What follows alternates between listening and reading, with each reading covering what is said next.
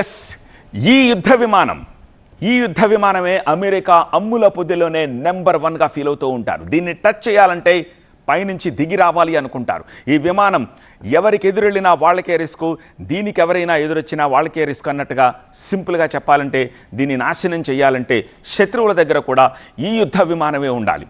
దీని పేరే F-35 lightening 2.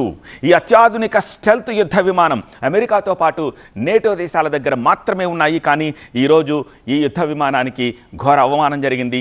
దానికి సంబంధించిన బ్రేకింగే ఇప్పుడు మనం చూస్తున్నాం. యుద్ధంలో అమెరికాకు షాక్ ఇచ్చింది ఇరాన్.